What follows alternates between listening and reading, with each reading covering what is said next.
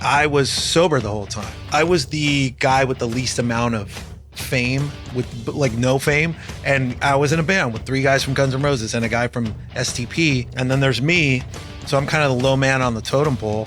But yet, as the band went on, I was more and more tasked with helping manage situations because I was the voice of reason. I was the one that wasn't getting in fights with everyone. I was the one that had known Slash since high school and was playing with Duff and had known Scott before STP.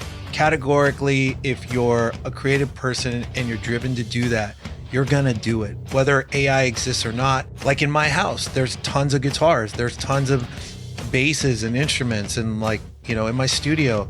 So my kids have the opportunity to use any of those things if they choose.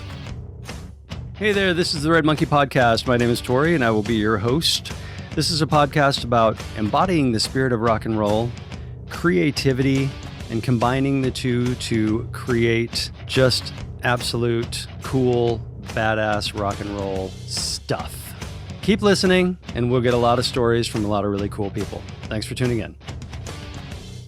I like your wedding band. I'm not a big wedding band guy. Oh, thanks, man. Did you see that? It's very kind of. Where'd you get that? That's kind of like what you. Yeah, I got it. Just like downtown, in some jewelry place downtown. Okay. Yeah.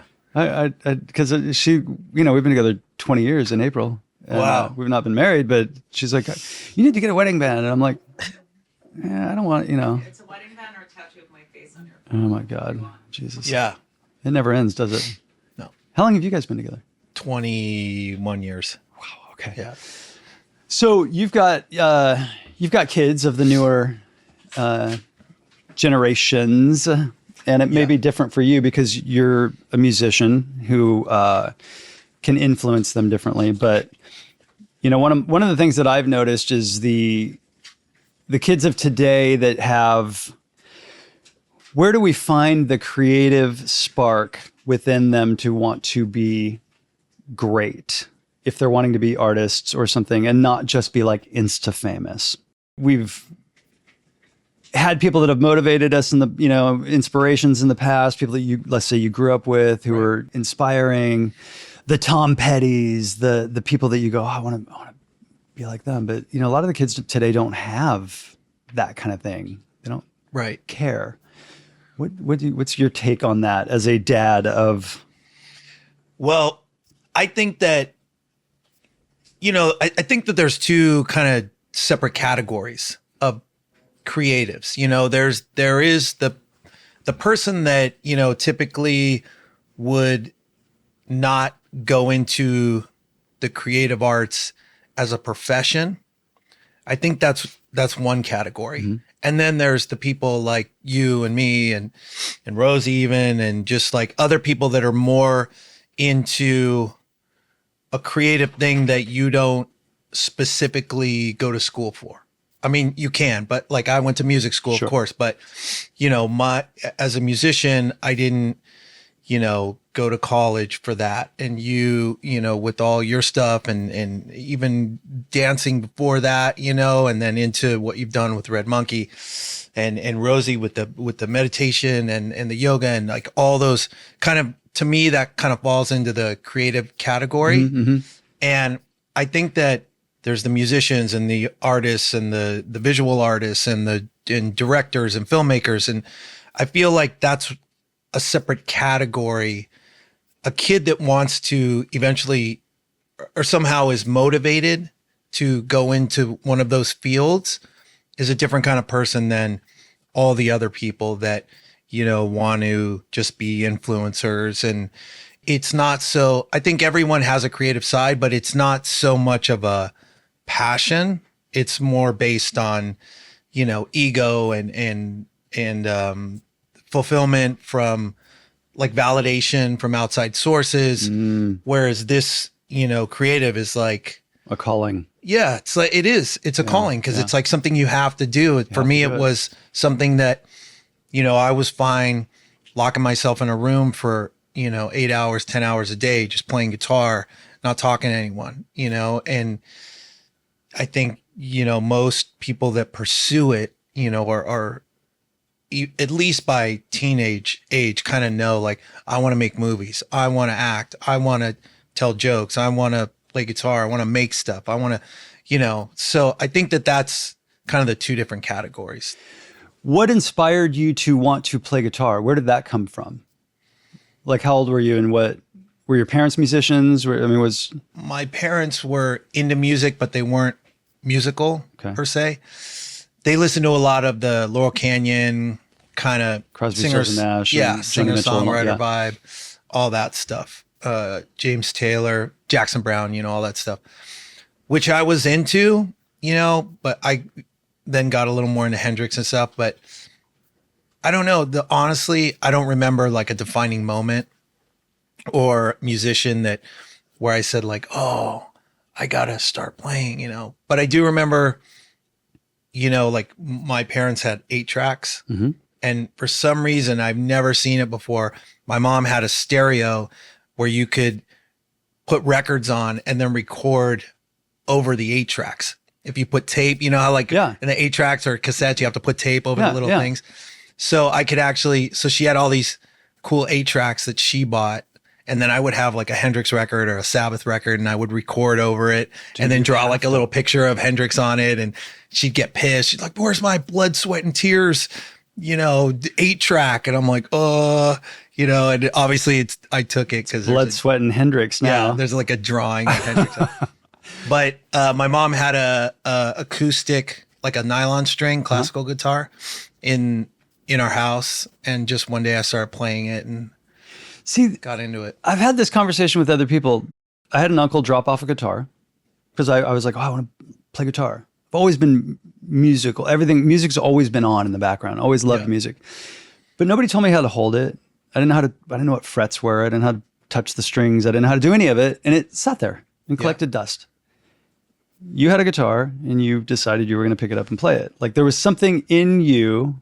And that's what I'm always trying to figure that out. I don't know if there's an answer to it, but I'm like, in all my years, I've taken guitar lessons occasionally. And like, if I have somebody showing me how to do it, I can pick it up quickly. Right.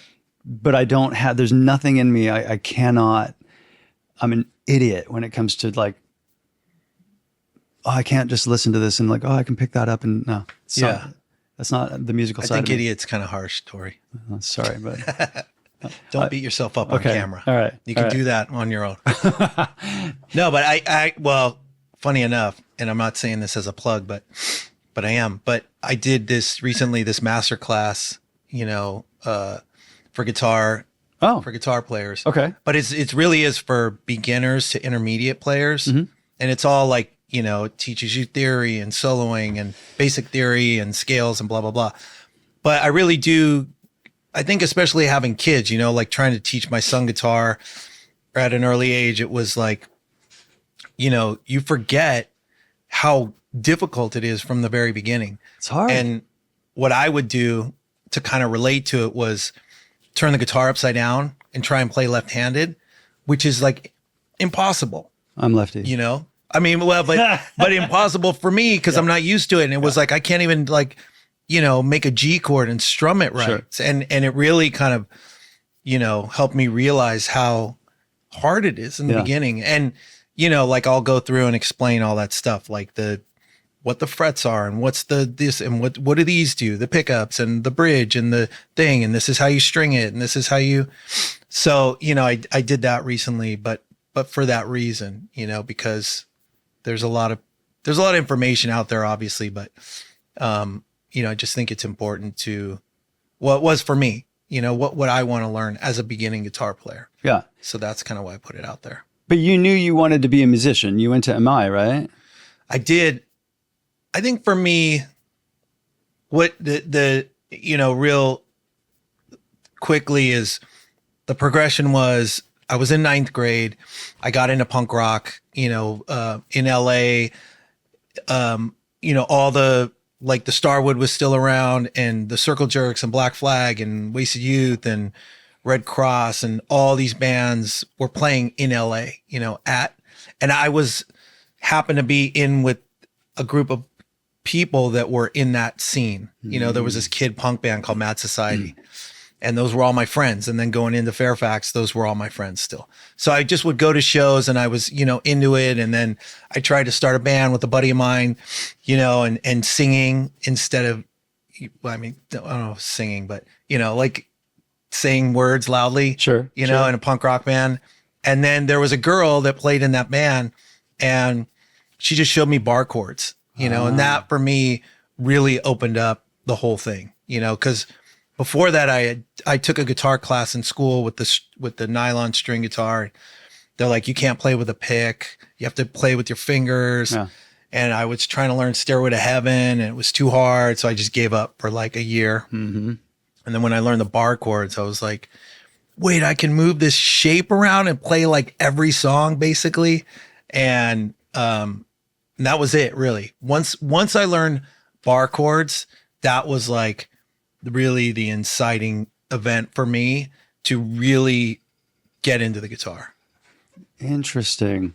And if you were to pick a moment in time where you knew this is what I'm going to do for the rest of my life, is there one? I mean, because there's, you know, bands can be fleeting moments, right? You know, those can be quick, you know, passages of time, and all of a sudden you're like, oh, I'm going to go and be a lawyer now and whatever. But like, right.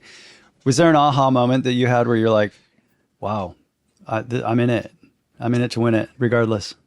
I don't know. I don't know if there was a specific moment, but I do remember I was a really bad student in high school. I barely got through 11th grade. And I mean, not because I was dumb, but I was just doing other things. Don't be harsh on yourself. I was doing other things that we were into because of punk rock. And I just barely went, you know, and they said, you know, and I knew I wanted to get into music, and I knew I wasn't going to go to college. And so I asked my mom, like, you know, I want to go to MI. And she said, if you can pass, if you take the GED and you pass, you can go to MI. And so that was like the thing, you know, everyone, I went to a high school with Slash and Tracy Guns from LA Guns and the Chili Peppers guys. We all went to school together. And I don't know about all of them, but I know like Slash and a couple guys from my old band, we all took the GED and got out early.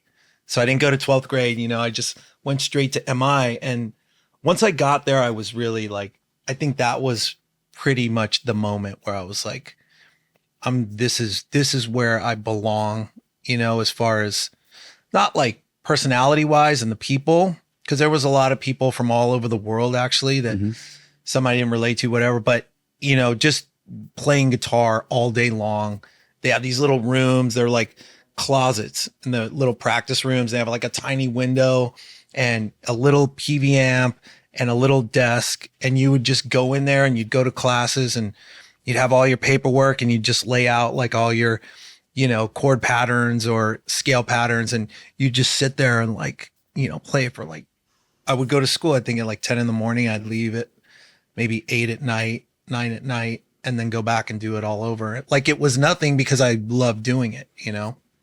I mean, that's kind of the key right there, right? Yeah. It's like and I've always said this, I've whether creative or not, do whatever it is that you love to do and you'll be successful at it. Might not be super rich, might not be multimillionaire, who cares? But what is success at that point? Right. Success is being able to live a peaceful life doing what you love to do, in my book, you know? Yeah. I think that's like awesome. And so you did the band thing, punk rock bands, all the way up to Velvet Revolver, to composing.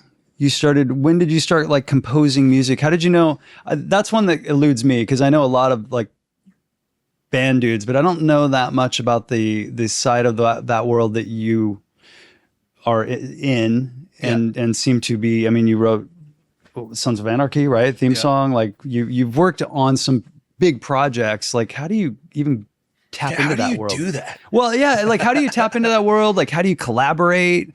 Do they go, oh, here's the mood board for the what we want it to look like. Now make it sound like that. I mean, what? That's my next masterclass. I mean, I would take it just because I want to know. Throwing them out there. Yeah. Just throwing them all out. Fucking do it.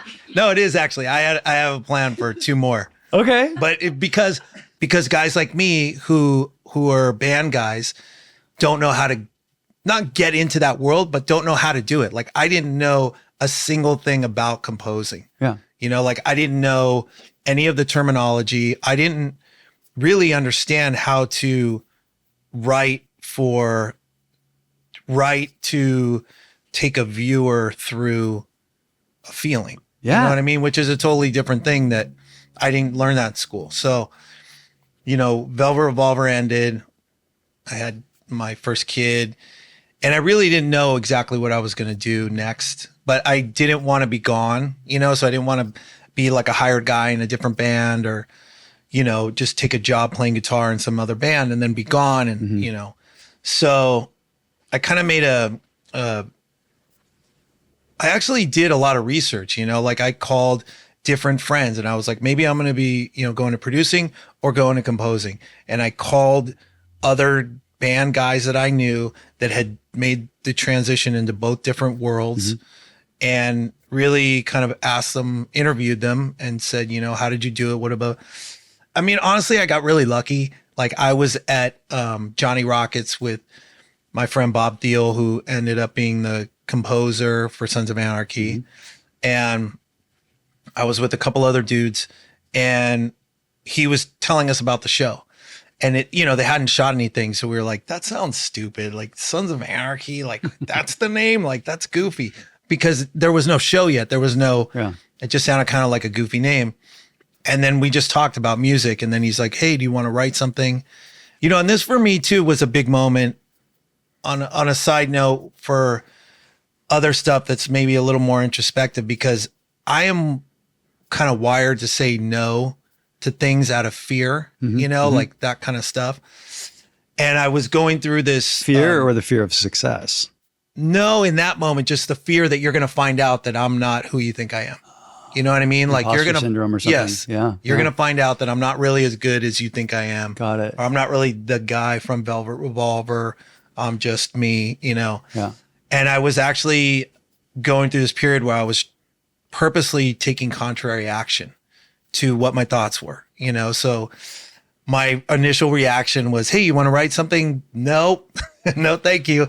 And so I didn't say that. And I just said yes. And I showed up and I had that riff, you know, that I'd written, the main riff from the theme song. And we wrote the song in a day. And that was my first into the composing world, writing that theme song. And then we got nominated for an Emmy. And then, you know, the band, I was still with CAA because of the band. And I just called my agent, that agent. I said, I think I need I think I want to do this. You know, I need like some kind of agent or something. I just got nominated for an Emmy and blah, blah, blah. And they were like, okay, cool. We'll send you here. And then the next job I got was with that guy, Bob, again. And he was doing this show called Detroit 187 that was on ABC. And they needed a composer and he was a music supervisor. And him and my buddy John that I shared a studio with, he was like, do you think you guys could do this? And John had composed before. I had never, like, and we're talking now composing, like underscore, like the music that happens underneath every scene. Yeah. To either make you feel excited or, okay, well, now he's looking at a picture of his dad that just died and he's all sad. And, you know, you got to create, or something is going to happen. So you want to mislead the audience into thinking something's going to happen, but really nothing's happening. You know, all of those things I didn't know how to do. And luckily my best friend, John, had done it. So he kind of taught me, you know, and that's really the show where I learned how to do all that, you know, what the terminology was, what a spotting session was and a cue and a, you know, and working a time code and working a picture and all that kind of stuff. I guess I've never really thought about it like that, but you're breaking it down like scene by scene, element by element, really. It's not just writing a song. Cause I mean, not just writing a song, but like you wrote the theme song for Sons of Anarchy. That's a song. for the show. Yeah, it's like a mini song. Yeah, but composing is actually, it's way more cerebral, it seems like, because Yeah. you're really having to get in and deal with the psychology of what's going on.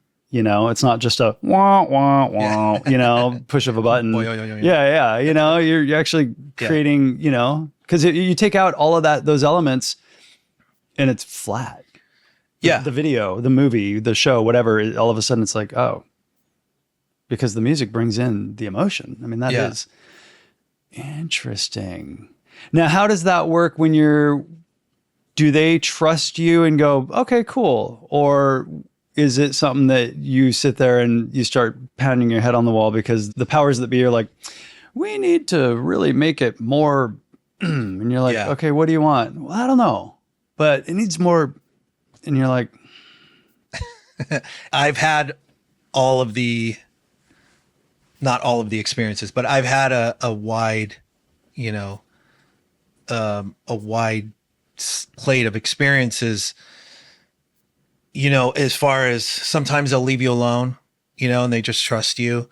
Sometimes they're very in it. Sometimes they have a little bit of musical language, you know, and ways to describe it.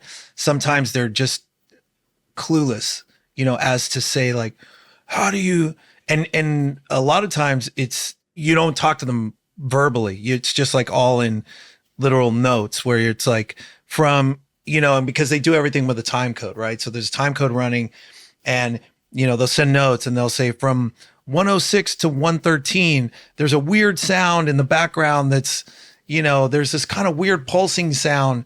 Can we get rid of that? And there's a clicking sound. Can we turn that up a little? Which is helpful because at least it's specific. But sometimes it's like, you know, we need more drama. Yeah, this mood's totally wrong. It's too blah, blah, blah. And, you know, then and typically, like I've done TV shows too. And typically with the pilot episode, you'll do, like when I did F is for Family, you know, the animated show that Bill Burr did, we did, I think 90. And when I say cues, they're like the little pieces of music, whether it's 6 seconds long or it's, you know, 2 minutes long or whatever, it's called a cue. And I think we did like 90 or 100 things for a 20-minute show. For the pilot. Yeah. Because they weren't sure what, like you might have ideas too going into it, you know? And a lot of times I think that, you know, people come in with these ideas of like, well, there's like, you know, it's a family. So we want each character to kind of have their own sound. You know, the dad is more like old jazz guy and the son is like the rock and roll teenager and the other little kid is more innocent. So we want like maybe, you know, something that sounds more innocent, like a clarinet or blah, blah, blah. And they'll get very specific, but then I think your job becomes also as the composer to say like, you know what, now they're all in the scene together. And I can't have like 5 different sounds all, you know, mixed together. So then what is the common, you know, the feel of the show? Theme. Yeah.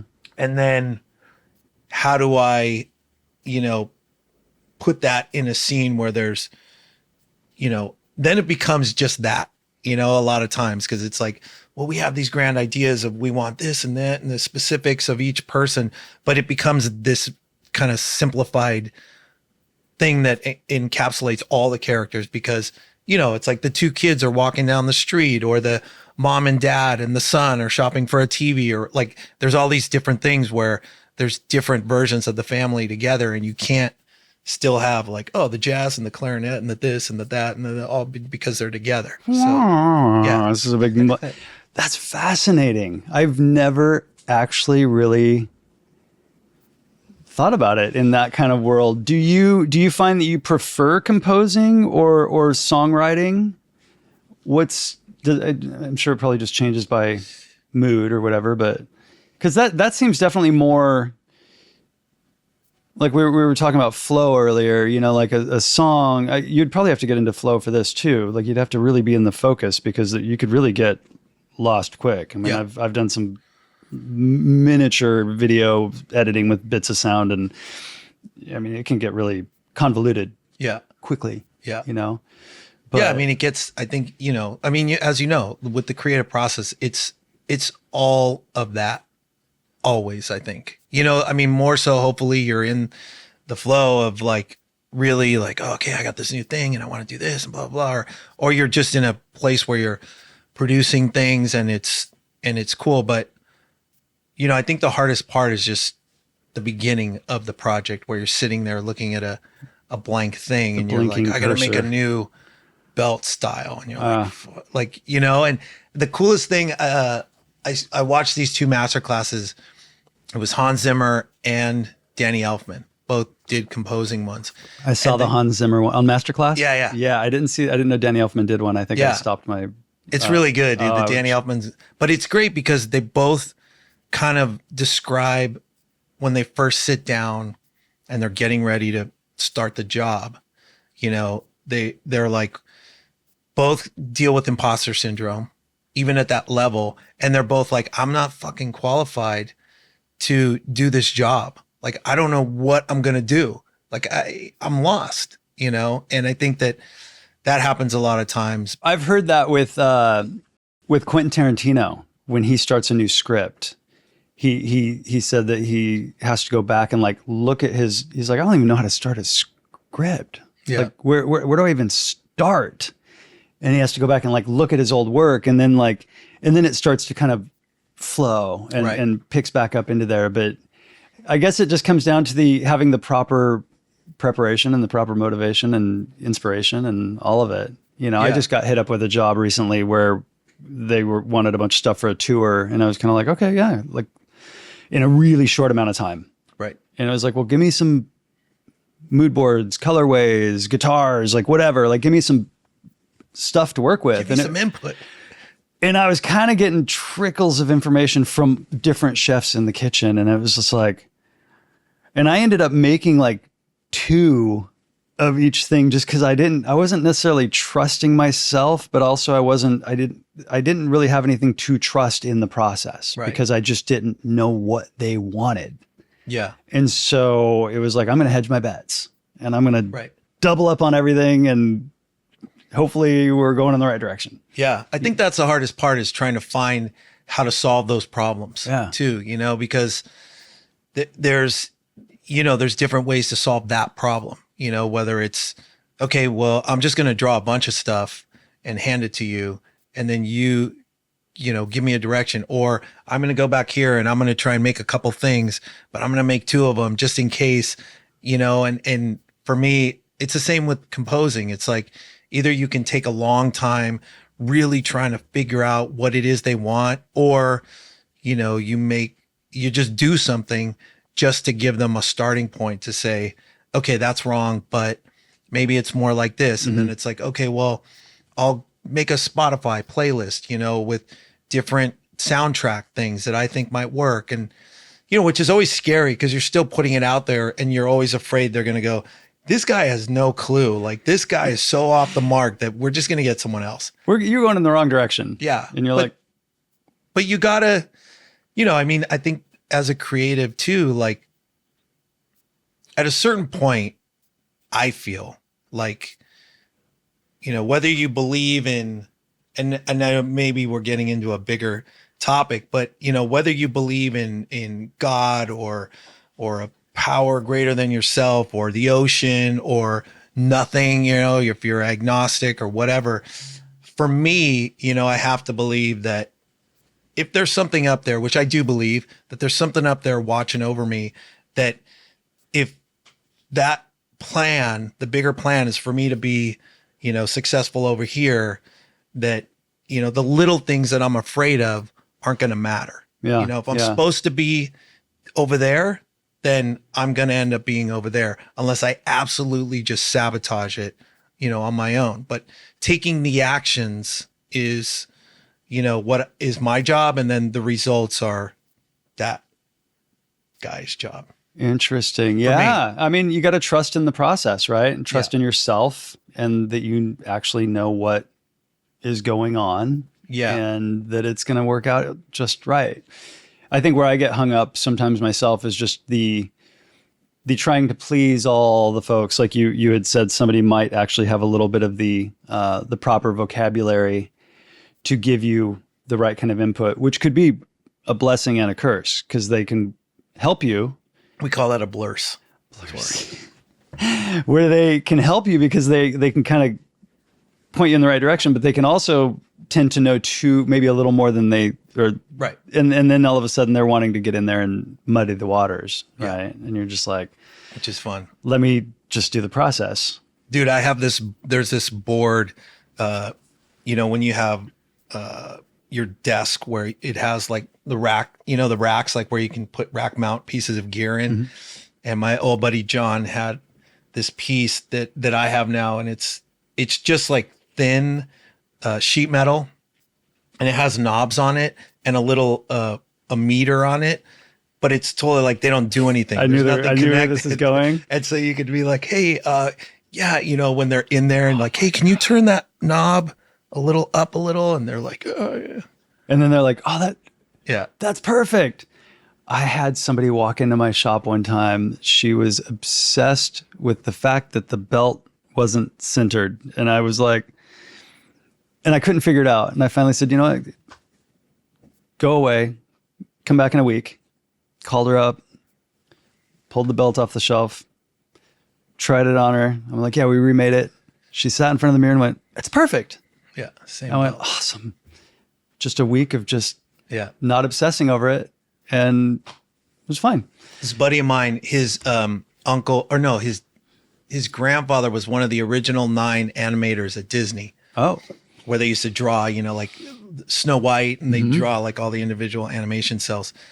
And he said that the animators would do this thing, they call it the yellow chair, where they would, in the scenes, they would put a yellow chair in the scene somewhere, like in the background, just to give the producers something to focus on, to like say, you know what, I don't really like that yellow chair. It kind of stands out too much. And they'd be like, all right, yeah, that's a good call. We'll take it out. Yeah. Perfect. Just to kind of get their focus on one specific thing. And then they felt like they were part of it, but it also was like a distraction for all these other things that were going on. And, oh my God. The things that creatives have to do just to be creative. Yeah. It's like, just let me do my thing. Yeah. You hired me to do my thing. Like, let me do my thing. Yeah. Which is also part of the, it's part of the learning curve, I think too, is dealing with like, in composing. It's like, I'm a part of the overall vision here. Sure. It's like, and you really have to, I think for me, kind of take your ego out of it. And you're just one of many people trying to get this project to the finish line, like a football team. Or, I'm the guy that's really good at this. You're good at that, but we still all have to kind of work together. Totally. And I would respond to that just, saying, well, I'm going to put my best foot forward and do the absolute best I can. Yeah. And if it's not right, then maybe I'm just not that right guy, because I'll try and do better, or I'll try and, but let me do the process. No ego involved really. I have to do my process the way that I have to do my process. Yeah. Wow. Going back to being in a band and things, what is the most interesting thing, good or bad, that happened while touring, while on the road? I don't know. I mean, honestly, when I was in Velvet Revolver, it was like, I had probably $200 in the bank, When you got the job? Yeah. When I got the job, I just met my wife, who, Christine, and we'd been dating about 3 months. I got the job, and all of a sudden, my whole life changed because I had met the girl who was now my wife for 21 years. And then I also got the dream job, like all at the same time within months of each other. It was a slow burn because we didn't have a singer yet. And it's not like I got a big check all of a sudden. It was like, we wrote songs for 10 months before we finally got Scott. And then I got a big check, but it was like, it was a process. And, but at the end of the day, it was like an episode of Behind the Music for 6 years. You know, like every day was like, wait, what? That really happens? Like, I think the funny thing was, you know, just all of the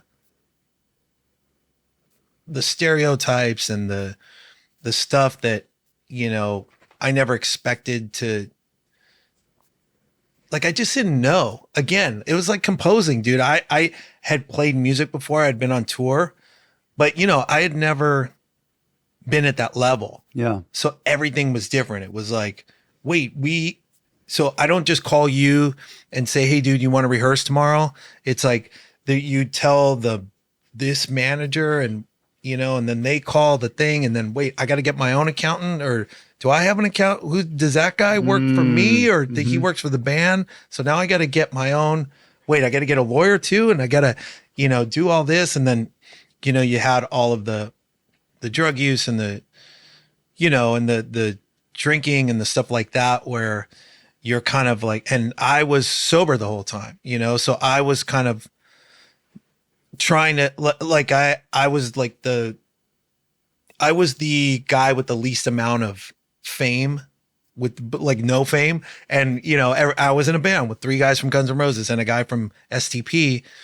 And then there's me, you know, so I'm kind of the low man on the totem pole, but yet as the band went on, I was more and more tasked with helping, you know, manage situations, because I was the voice of reason. I was the one that wasn't getting in fights with everyone. I was the one that had known Slash since high school and was playing with Duff, and had known Scott since, you know, before STP. So everyone trusted me and knew me.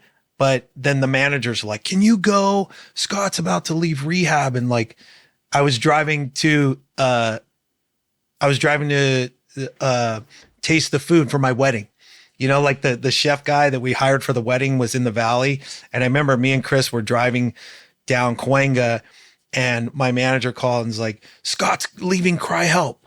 You have to go get him. And I'm like, what? That's on my, like, I'm, you know, and she's like, well, he trusts you, you know, you got to talk to him. And blah, blah, blah.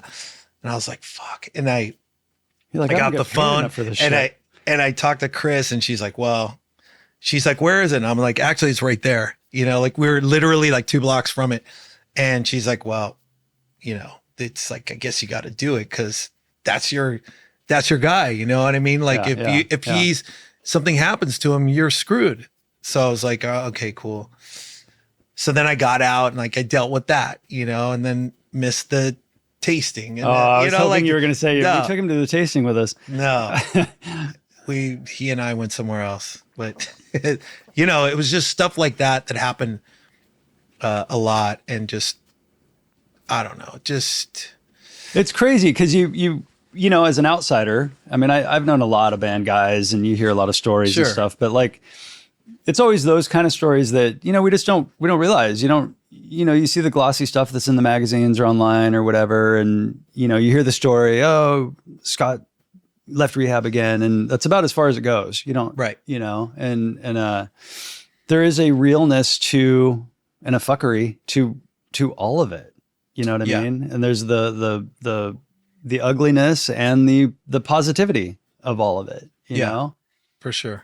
When thinking about like where music is going, not music, but technology, you mentioned Spotify, you know, I'm kind of been doing a deep dive into like AI world and like where we're all headed. And this is what kind of, you've got kids, and what's kind of scared me over the years of, you know, as the Jimmy Pages, as the people, the Tom Pettys start to, you know, kind of disappear, and you start to think of the tangible things. It's like, okay, they're no longer around.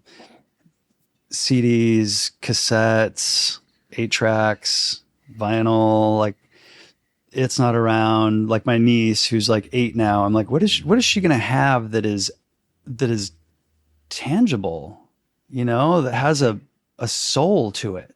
Nothing. But I mean, really, like, it's kind of like, how do you bring that back in to the music, or not get, you know, wrapped up in like not making a record, like trying to create hits, You know, you're kind of a little insulated because you're mostly in the composing world, right? Yeah. So it might not land as hard, but like thinking about it as far as being in a band or, excuse me, being a musician, where do you think that's going? Where are kids going to get their, you know, kind of going back to the kids and inspiration and stuff? Is AI and music and online and Spotify, is all that stuff a good thing, or does it increase exposure or does it water down the creativity? I think it does both, Yeah. you know, but again, you know, I think it kind of goes back to I mean, look, first of all, I don't know.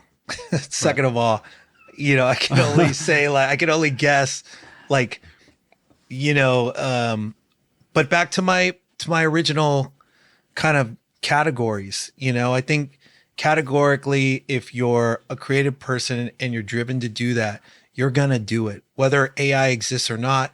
Like in my house, there's tons of guitars, there's tons of basses and instruments, and like, you know, in my studio. So my kids have the opportunity to use any of those things if they choose. And, you know, I think that whether you have a thing in you that drives you to choose those things, or even if you expose your kids, you know, like now having teenagers, I realize that, you know, like my wife told my kids, like, you know, you got to take this lesson or this lesson or this lesson, or, you know, my kids taking drum lessons and bass and guitar and keyboards and singing, and they've all taken multiple lessons and nothing stuck, you know. And my son started playing bass like a year ago, and he was really into it, you know, and he would just use the tools that are around, like, you know, he'd go on his phone. Cause like back when I was, you know, young, it would be like, you know, you'd be looking for books to learn how to play Tab songs. books and Like you didn't have YouTube and so he would, you know, I'd say, oh, do you want to, cause sometimes he would ask me like, how do I play this song? And I'd be like, oh, okay. But, you know, he also had this list of like all these tablature of all these songs, you know, like Frank Ocean song, and then like a Bob Marley song, and then like a, you know, Nirvana song or whatever. And then now he doesn't play anymore. So again, I think that, you know, but he's not driven in that way, you know? So, and my daughter, who's way more creative consistently, but she doesn't necessarily, or at least yet, you know, like hasn't said, this is what I want to do for a living. You know, this is it, but she's like always drawing. She's on Procreate, you know, that iPad app that's just all for drawing and stuff.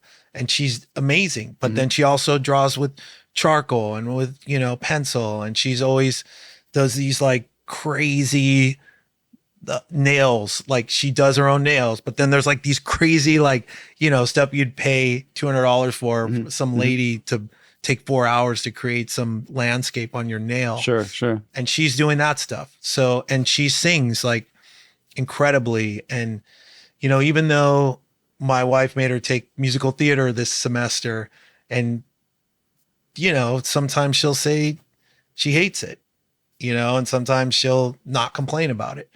So again, I don't know, you know, are these things good or bad? Because I think it comes to, you know, look, we're not robots. We're still spirits on this planet trying to find our little way, you know, on this journey, and wherever we're supposed to be, or whatever we're supposed to investigate, or whatever. You know, AI, I think I think it kind of is going to eliminate a lot of the creative, low-hanging fruit, you know, like, for instance, you know, I think that, you know, like in reality shows, there's a lot of music, and that's mostly library stuff where, you know, they'll have some kid say, hey, I'll give you $75 a track for, you know, make me a an inspirational rock song that's a minute and a half long, Stock with footage, no kind of. vocals. Yeah, it's all stock footage, but it's stock music. I think that kind of stuff and stock footage, will all be kind of eaten up by AI because it's not, you don't super analyze it. It's just kind of stock, it's in the background. So I think that, but then you still, it's like the internet, when the internet came, it was like scary and whatever, but then it's just a tool. So I don't know, dude. No, you're right. I was just having this conversation today with this guy, and I said it's another, because I have to keep it into perspective too. Because originally I was like, this is fucked. Yeah. But then it's like, no, it's just another tool that if you figure out how to use it, you can go, different kinds of directions with it or not. It doesn't matter. It's like we have multiple different kinds of hammers, from a rock hammer to creating art and sculpture to a sledgehammer, and you're not going to use one thing to do all of it. But I do see it getting to the Terminator vibe. It is a little, seriously, dude, it's freakish. It is a little freakish. You think about, like, someone the other day was like, I forget, just like 2 days ago, I was talking to someone about taking pictures, and they're like, dude, have you seen those Meta glasses, like, that have a little camera in them and they just like film everything you're seeing, right? And I'm like, dude, all that information is just going into some AI bank, because that's like how the robot is going to actually see things and be able to assess everything it's seeing. And how can it not end up there where it's like, oh, this robot is so realistic, you won't even know it's a person. And like, that's a good thing. And then, with the way it can assimilate information, it's bound to happen. It's got to. What if you were like sitting there one day and you're watching a movie and you're like, am I having deja vu? And you're realizing that's your footage from your eyewear. Yeah. That's been. It's going to happen. That's another weird little thing. Little nugget there. If you were to go back to little Davy Kushner and go, young man, give yourself some advice to who you are now, what would that word of advice be, or that nugget of wisdom? Well, I guess I would say, I get to do all this through my kids, and I do over-explain everything. But I think the two things that come to mind, with, there's a few things. One is, like I said to you jokingly, like, don't beat yourself up. The world will do that. Like, The world will do it for I you. would say, well, I said this to my son the other day. I'm like, I wouldn't even walk on the same side of the street as someone if they talk to me the way my head will talk to me sometimes, so just go easy on yourself. Like, cause your head is going to beat you up all the time, and just take it easy. Like, take it easy on yourself and tell that voice to shut up. Also, I think, as I get older, like the happiest I ever am is when, I remember that there's nothing to get, and if I help others get what they want, I have a more fulfilling life because I'm not constantly trying to get something, and then it's like, I get that thing and then I'm trying to get the next thing, it's like someone said to me once, life is 5% goal and 95% process. And once you get that goal, you move on to the next 95%. And if you don't learn how to enjoy the 95%, then you're fucked, or you're miserable. So, and I think the last thing would be, I really try and teach my kids, and I've learned a lot about accountability and like, what's my part in everything that happens to me, because so much, if a situation happens and I'm like, well, what's my part in it? Like, what did I do to contribute to this? Or what could I have done differently? Like, that for me has been a big thing to learn, just about being a person, like a worker amongst workers, a person on the planet. And I think most of these things kind of they're not specific to, learning or being, making more money or doing this, but just kind of like at the end of the day, dude, and I think you're kind of the same way. It's like, well, I just want to be comfortable in my own skin, whatever situation I'm in, whether I'm by myself, like I'm going to do all this and it's great to see you and see Rosie and like hang out and be around all this creative stuff in here and, tools and the leather and blah, blah, blah. But then, then I go and I leave and I'm in my car by myself, and it's like, I want to be okay. These things I've said are like tools that help me be okay when I'm in my car by myself. Do I still like myself then when I'm by myself or when I wake up in the morning or when I'm driving in between the things that distract me, and so I think those would be the things I would say to my young self. Interesting. I love that. That's a highly evolved thought processes for a rock and roller. It's like I'm an evolved guy. You are. Sorry. How did you come to that? Like, usually rock and roll is, sex, drugs, and rock and roll, and you've managed to stay outside the fray, sober guy, like you were the responsible one. I guess one question would be why? Because most people aspire to, that's what they get into music for. Not most people. Yeah. There are dudes that's what they get into music for. Sure. It isn't about the art of it per se. It's about the what can I get? Right. And I want what's more. And I want what's more. And that's more drugs, more sex, more rock and roll, more drugs, more, and then they fucking, they die. Yeah. But how did you, I guess, migrate through that land, that minefield of, and come to this deep, zenned out deep space of rock knowledge? It's funny though, because when I remember before I quit drinking and before I got sober, my dream was to go on tour, and I was, and in my head, the fantasy was like, oh, it's going to be great. I'm going to drink and I can do drugs and then I can pass out after the show and then sleep till like 3 PM. And then I'm going to have some tour manager guy wake me up and tell me it's time to go to sound check. And then I'm going to do it all over again. And I got sober when I was 23 and then I got a record deal and then went on tour. So I never toured in my whole life drinking. Yeah. I was like, from the very first tour, I was already sober, but so, which is probably why you're still here. Probably. I mean, that was my experience, but also, there's different ways of staying sober, which, are different things that I don't really like to talk about on camera. But if you ask me, but basically, there's different ways that a lot of people stay sober, and, when I first started doing those things, I just did everything they told me to do, or what these, other people who had gone before me who had, done it.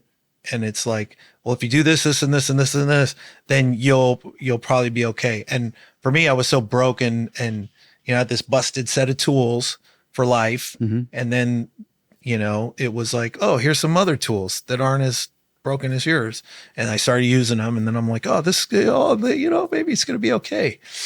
And I just did that, for years. Like by the time I was in Revolver, I think I was already 13 years sober. Mm. I had a good head start. Well, and there's the energetics of that as well. I'm looking at it from overhead and, you go, well, I was like the not famous one that got, was in the band and stuff, but maybe your role in that whole thing, aside from being a musician, was to be the keeper of the, of the sobriety. well, just the keeper of the loonies. Like you were the rock for that. You know what I mean? And probably not the only reason, obviously, right. But I mean, there's a reason why your path took you down that road.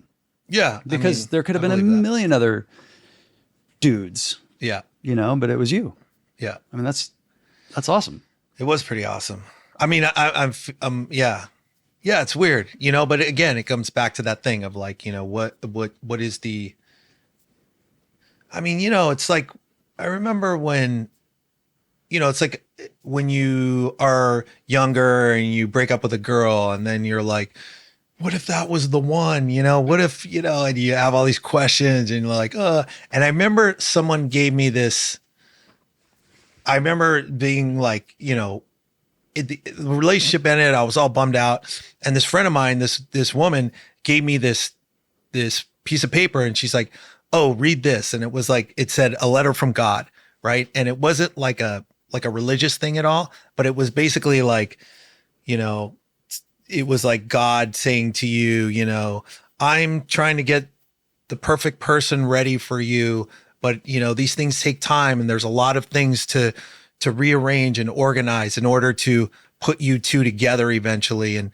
And I think that it really kind of gave me a different perspective on, you know, that kind of stuff. Like if it's someone up there's plan for you to be here, that there's a lot of moving parts to arrange to get, you know, you from here to there. It's not just like, okay, now you're there. It's like, oh, I got to put that and then she's got to break up with him because blah, blah, blah. And then she's got to not meet this guy, blah, blah, blah. And then eventually, you know, and so there's just a lot of moving parts. And I figure that, you know, my experience has been in that band, at least, that, you know, yeah, I was there for a reason. And that was, I mean, it was, you know, it was amazing, but it was funny. I was watching I came across this video the other day on YouTube of our band being interviewed on Howard Stern. Like we played this acoustic thing and Howard Stern was going around asking,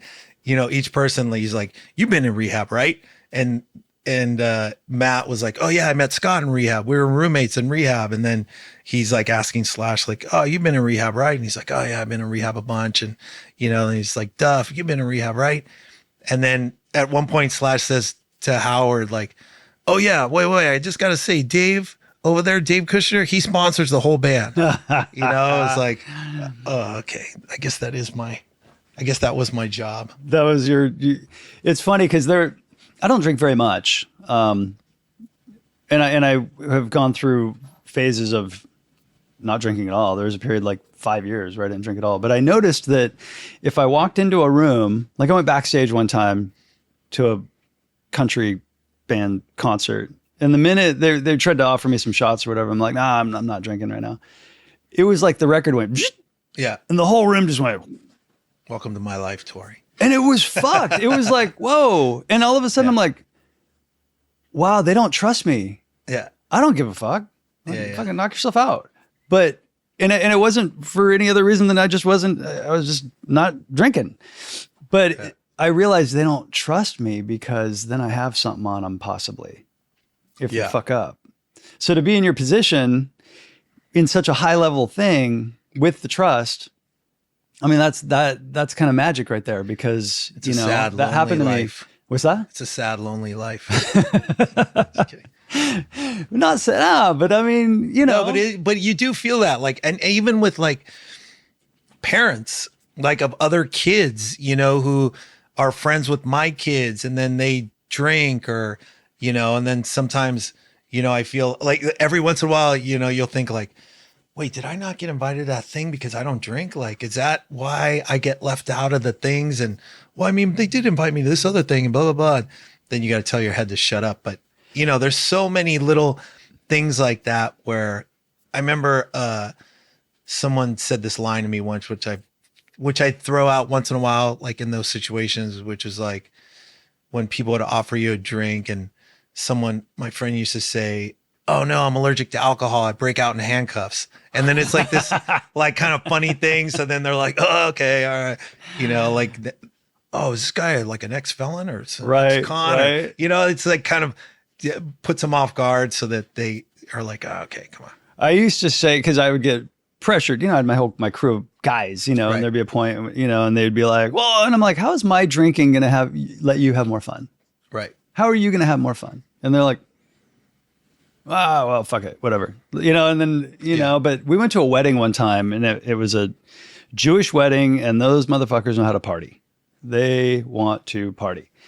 And they wanted us to drink and we weren't drinking. And we finally broke down and went and got like cranberry juices just so we had something in our hand. And then people would walk up and be like, oh yeah, fucking woo, we're having so much fun. I was like, yeah, man, and it's just kind of like, okay, so just the air of us, we're all having as much fun together. I've never understood it. That's just wild. Well, I remember when I first quit drinking, even it was like that. And I think for me, it was lucky. I was lucky because I was younger and I would still go out and go to clubs. Like even when I first quit drinking, I would still hang out with all the same people and playing, music in clubs and going to these little clubs and doing all this stuff. So I didn't feel separate, which helped me, I think, in, around people that like even in the band or whatever, because it's never bothered me. Like my wife drinks, it's like I've never kind of been a separatist in that way. I'm just like, oh yeah, cool. If you get to still drink, because I look at it that way, like a driving privilege. Like, okay, California's going to trust me to drive this 6,000 pound piece of metal around the city safely. And if I, show them too many times that I can't, then they're going to take my privilege away. And I look at drinking and drugs in the same way. It's just like the privilege got taken away. Oh, well, now what? Now I got to take the bus, now I got to take Uber, and now I got to not drink and drink, which is other things. Way more embarrassing. Taking the shame train's way more embarrassing than Totally. fucking waking up with puke on yourself. Yeah. How do you, and then this might be too personal. I don't know. we never had kids or anything, but all of that stuff scares the shit out of me. Like with kids, you've got kids that are of that age that, especially in LA. I mean, it's just like, all you can do, I suppose, is just be the best parent. And I'm sure you guys are amazing parents, you know what I mean? But how do you, how do you instill that in them where it's like, what's the trick? Is there a magic, or do you just have to trust that? I don't know what the trick is. I think you just do the best you can. And me and Chris were having a conversation last night about something that happened, like when our kids were little, and we're like, was that like, should we have done something different? Like, even questioning, like my kids are 14 and 16, and she brought up something that happened when my son was like 2 last night before we were going to bed. And I was like, oh, I don't know. Is that bad? Like, should we have not done that? Like, does it matter? Does he remember? Like, it wasn't like something that bad. It was just like some parenting sleep technique or whatever. And well, and that's the problem with online, shit. It's like, yeah, you're constantly being told that you're not doing it right by somebody else's accounts, Yeah, but even before that, there was just a ton of books and sleep methods and like, do you let them cry it out? Do you not? Do you console them? Do you blah, blah, blah? It's like every little thing. It's like, just when you think you have like the toddler zone worked out, then it's like, then they get to the teenage zone or the tween zone or the what. It's like every time you kind of have a few years to kind of get your bearings, they keep growing, So it's like, I don't know. I think you just have to kind of like these things that I've been talking about, and for me, I've kind of had to rely on those things more and more in general.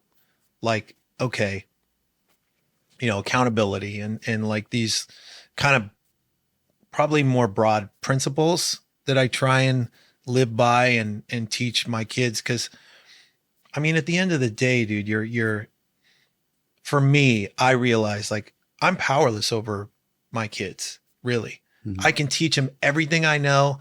I can give them massive amounts of rules. But once they leave the door, I'm powerless over what happens. I'm powerless over what choices they make, whether they decide to drive fast to school, whether they do this at a party, whether they do that. It doesn't even have to be like, on the weekend on a Saturday night. Mm-hmm. It could be after school, you know, it could be on the way to school. Like I'm so powerless over those outcomes. But I realized early on when I quit drinking that I'm kind of powerless over everything, you know, the outcome of what's going to happen when I get in the car after I leave here, or the outcome of what people are going to think of this thing when they see it, you know, like I have no power over it. Totally. I mean, I've told Rosie in the past where she'll be concerned about something, and you know, I think there's a Bridge of Spies or something like that, where there's a scene where somebody's worrying about going in front of the judge, and the lawyer's like, "You're not freaking out," and he's like, "Will it help?" Yeah. And I thought, wow, that is so like heavy, because it's like, does freaking out, does worrying about it help? In the same token, you know, we had her little sister living with us for a minute, and I was a wreck constantly, because like she had just started driving, and like good kid, but still just, you know, like meeting guys at the mall and like wanting the attention of guys, and just, you know, like again, super smart, but at that age of making just really bad choices where you're just like, I was so stressed out, and I'm like, I can't, if she wasn't even my kid. Yeah. You know, I've known her since she was 6, because Rosie and I've been together for so long, but still it was like, yeah, it's no joke. Wow. It's stressful. I mean, you know, cause it's like you love someone more than anything, you know what I mean? Yeah. And you don't want anything bad to happen to them. I mean, you know, you realize life is life and bad things are gonna happen. Sure. But you know, at the end of the day, it's like, how do you protect them? You need to fuck them up a bit.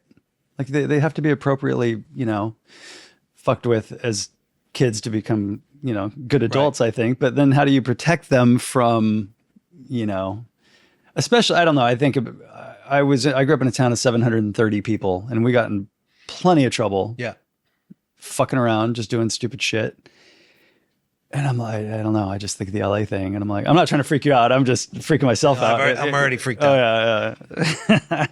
No, it's, you know, you just can't think about it, dude. I mean, that really is kind of the thing. Yeah. Like, I know that if I think about anything for more than a minute, I will think it's shitty. Like, really, you know, like if I'm not in the moment, and I'm not just, whenever I think about most things, like my kids or whatever, I mean, look, yeah, if they get good grades, or I'm like, oh, that's awesome, blah, blah.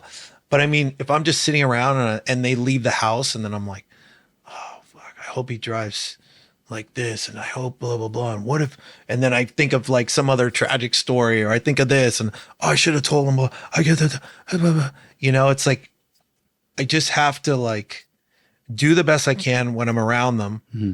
And then, you know, it's like I tell my son, like my son's, you know, halfway through 11th grade, like he wants to go to college. He'll be out of the house in a year and a half. Mm-hmm. And I'm like, you know, and he gets mad and whatever. And, you know, we get into it sometimes, and I'm like, dude, I'm just trying to give you the tools.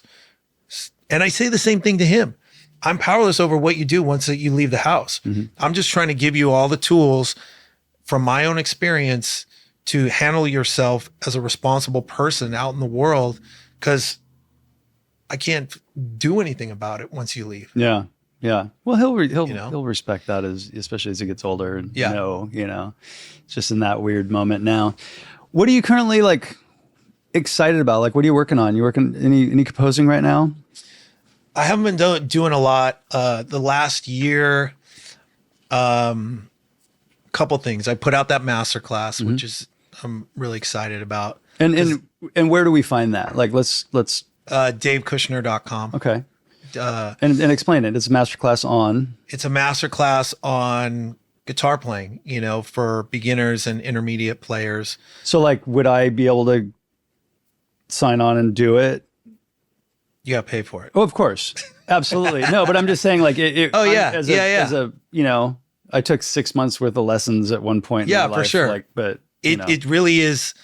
I mean, I kind of really focused on probably a little more beginners, and there's stuff for intermediate as well, but really basic, just like teaching you about the instrument, what different things do. Cause I didn't know any of that stuff. Again, I didn't know what those two things do. Oh, those are magnets. They're pickups. They pull the sound from the strings and the vibration and blah, blah, blah through the wood and or what the different parts of the guitar were called or what they do, or, like, So you do a deep dive. Yeah. From all of that into basic theory that I didn't know, that I learned in music school, and scales, like being able to play solos anywhere on the neck, and minor scales, major scales, knowing the difference and what makes major, major, or minor, minor, and like all that kind of stuff. And then soloing and some rhythm techniques for different things, from like metal to funk to whatever.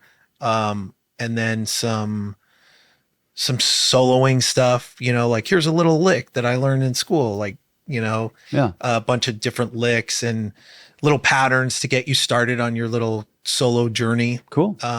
So I did that. And like I said, I'm going to do another one on composing, again, to just walk you through like setting up a session for, how do I import the video? How do I set up the time code? What is a cue? What's a spotting session? What's, this and that, blah, blah, blah, all these terms that I didn't know, and kind of how to, the different plugins you use with the different sound libraries, for strings and for, cause I also like doing a lot of drama stuff, like really dark kind of drama. I did this documentary called The Last Narc that was about it's kind of like the story of Narcos Mexico, when the Kiki Camarena DEA agent got kidnapped and tortured by the Mexican drug cartel. This was the documentary on him, like his wife's in it, but there's a lot of dark stuff in there. So I love like that stuff, and, kind of how to do that, and how to write a theme song, how to do underscore, like I explained to you. And so I'm going to do that in a couple months. So I'm excited about that. The other thing is, I worked with Bill Burr for, on his show, F is for Family. And I had this idea about this TV show that I told him about during COVID, and he loved it, and he has a production company. So he's like, dude, let's make that show. And so during COVID, we ended up writing a pilot for the show. Awesome. Like over Zoom. And so he still wants to make that show. So we're actually in the process of making a pilot, not a pilot, but kind of like a teaser, sizzle reel kind of thing. It's kind of sizzle reel, but more like a trailer kind of short. But it's about a band, and it's kind of my story in Velvet Revolver as the unknown guy. And, there's like Juliette Lewis, Robert Trujillo from Metallica, Josh Freese from Foo Fighters. We did the music all together. And then Juliette's doing, the lead singer is a girl or a woman, and Juliette's doing the voice of the woman. Awesome. So I just recorded her, the other day. And Bill's going to do the voice of the drummer, and there's a couple other voice talent that we're going to do. Is it animated? Yeah. Oh, animated. okay. It's like an adult, I should have said that. It's an adult, like animated thing about rock. That's rad. Yeah. So it's going to be really cool. That sounds amazing. I can't wait for that to come out. Yeah. Damien Chazelle? They did Whiplash. He wrote Whiplash. Remember that movie on the drummer? Oh, yeah. They did. If you look at it online, there's a side by side of a scene that they shot. One of the big scenes. That's how he sold it. Because how do you sell a movie on, a drum teacher / it's such a weird kind of obscure thing. But so they actually did a full filming, but then you see the one that they actually shot, and they do a side by side. It's super interesting because it was really well. That's how it sold it, was through doing a short video. Well, dude, I think our time is like way over. We've come to our limit, and I really appreciate you coming in. Yeah, man. Dave, it's been fun. It's been great catching up again, and thanks for coming by. Cool. Thanks for letting me in. Yeah, keep on rocking. All right. Good luck with the kids. See you later. Thanks. Hey, this is Tori. Thanks so much for listening. Don't forget to subscribe, rate, and review wherever you get your podcasts, and we will catch you on the next one.